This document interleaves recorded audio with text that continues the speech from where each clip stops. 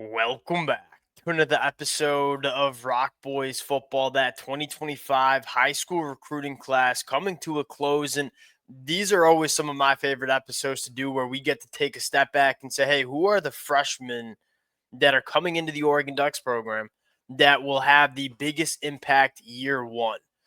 A lot of names you could go with. We're going to talk about a few different positions where I think players will have the opportunity to make that year one impact. But when you're talking about the Oregon Ducks, there's not a ton of opportunity with how deep and how talented this Oregon roster is, with how well they did in the transfer portal as well. But when you do sign what I think are a few special kids, they're going to have at least the ability to be day one guys for the Oregon Ducks in 2025. And some of these positions are some of the more important positions on the football field. Want to get into a few names that I will certainly be keeping an eye on in spring practice and fall camp. Before we get into it, as always, to the Oregon Duck fans, y'all know I've had a blast talking this team in terms of recruiting trail, transfer portal. There's not many programs across the country that are operating at the level Oregon is.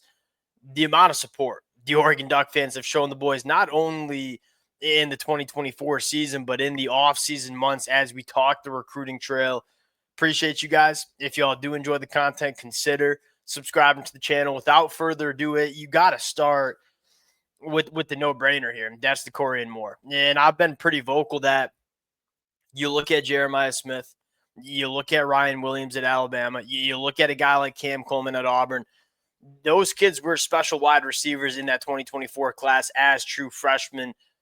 I put Dakorien Moore in that kind of conversation. There are so many different things that he can do on the football field that will provide value for Oregon immediately in 2025. And I don't think it's all that crazy to talk about Dakorien Moore being the leading receiver for Oregon in 2025. And that's not me, hating on a guy like Evan Stewart or hating on a guy like Jeremiah McClellan. I think there's a lot of really talented wide receivers in this room. It has a lot more to do with, what Dakorien Moore can bring.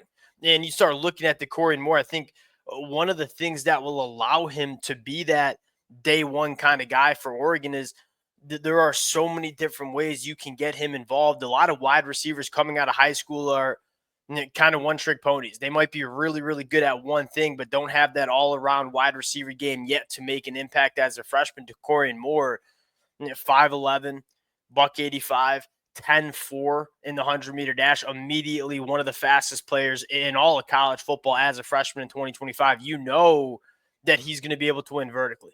And you look at Dante Moore at the quarterback spot, there's no question in my mind that Oregon's going to want to push the ball with the quarterback that has a little bit bigger of an arm. So Dakorien Moore's presence vertically down the field is certainly going to be there. Contested catch, he's elite. The thing that I love most, and I think what makes me so confident he's going to be ultra involved as a freshman, is what he does after the catch. We know that Will Stein, this Oregon offense, it's predicated on yards after the catch. We are going to get the ball out quick to our playmakers in space and let them operate and go make plays. Dakorien Moore's ability after the catch, not only with the straight line speed, with the short area quicks that he has, the ability to make people miss, he's going to be so difficult to deal with because of the multiple ways that he can test you as an opposing defense. Dakorien Moore, I think, an immediate guy that really could lead this Oregon team in receiving yards in 2025. Another name I'm keeping my eye on is Trey McNutt, one of my favorite, if not my favorite safety in the 2025 cycle. And we talked about it, Oregon, they need these kind of guys in the back end of the defense. It just that if there was one, weakness of this Oregon team, those safeties, when it came to covering guys like Jeremiah Smith and Carnell Tate and Emeka Buka for Ohio State, you didn't have the guys, and it's not a shot at Kobe Savage. It's not a shot at Tasheem Johnson. It's just what I think is a fact. You bring in Dylan Tiemann in the transfer portal. I think he's a day one starter, no question about it. You have guys like Peyton Woodyard and Kingston Lopa and a guy like Aaron Flowers, really, really talented. And Trey McNutt, I think, is right on up there.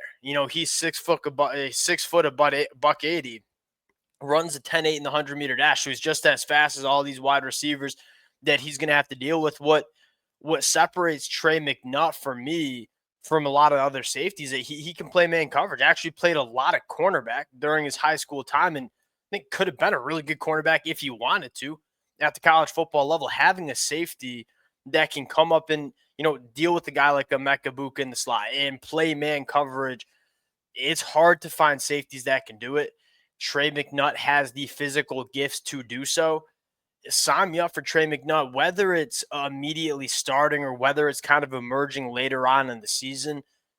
I think Trey McNutt's going to be that guy. And he also can come up into the tackle box and support the run, which is normally what a lot of these talented true freshmen struggle with early. Can you tackle? Can you come up and support the run game? Trey McNutt can do that. A couple other names, and this kind of has to deal with just the amount of competition you're going to see in the cornerback room. You start looking at the cornerback room. I don't know. We can pull up the depth chart really quick and talk about it, but the amount of talent in the cornerback room is incredible for Oregon, right? Jaleel Florence and Iffy are the two guys that I think might start immediately. You have a guy like Sione, you have a guy like Dakota Fields and Roger Pledden, all guys that very well could be starting on a lot of other Power 4 programs. I don't know if there's last year Jabbar Muhammad was kind of a pencil in with a Sharpie, cornerback one. You don't really have that for Oregon going into 2025. Now, the cornerback play, I think, is going to be elite. Who's it going to come from? That's kind of the conversation. Naheem Offord, really, really polished up guy that checks off pretty much every single box you're looking for, right? Track background, wide receiver experience and the high school ranks, 6'2" with long arms. I look at Naheem Offord and even a guy like Brandon Finney and say, I think they will be involved in the boundary cornerback competition for this Oregon Ducks program. And I'd say Brandon Finney, again, Naheem Offord's the one who's going to get most of the national media attention because he was that bona fide blue chip 5-star. Brandon Finney is blessed with just an insane grouping of athletic traits. He's extremely long. He's really fast with a 10-8 in the 100-meter dash. He's really twitchy, 11-foot broad jump. I mean, you put Brandon Finney in the combine, and he's probably one of the better testers in this year's NFL Combine. He's a guy with all the physical traits in the world. Now, Naheem Offord might be the more complete cornerback right now, which is why I have him in the 2 deep. But you're going to have both Naheem Offord and Brandon Finney, in my opinion, pushing for starting opportunities for Oregon.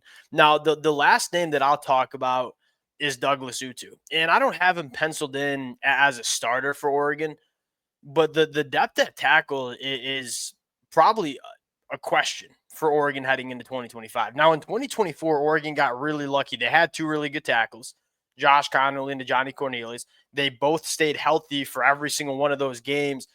If there's one position where, look, Oregon is just so loaded from a depth standpoint, top to bottom on this roster, if there's that one position where you're saying, hey, do we have enough depth there?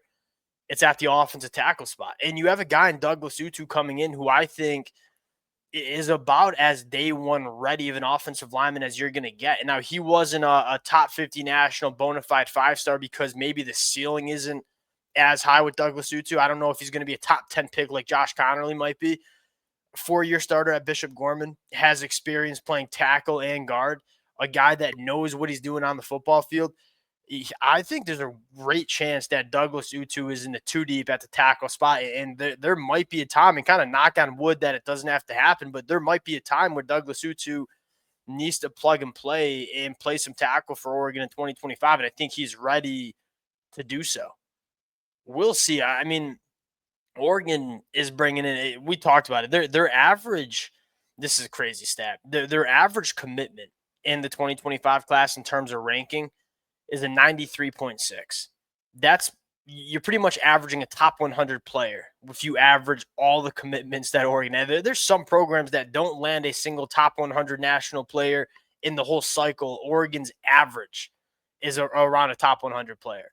A ton of talent coming in the 2025 class, a lot of which will have the opportunity and certainly have the capability of being guys that Oregon uses and relies on year one in 2025. Who are those players going to be?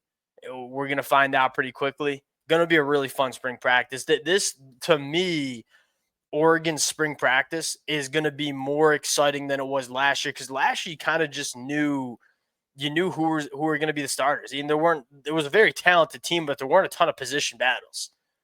Going into 2025, there's position battles all along this Oregon team, and it's going to be really fun to talk about. A lot of true freshmen, I believe, will be involved in it.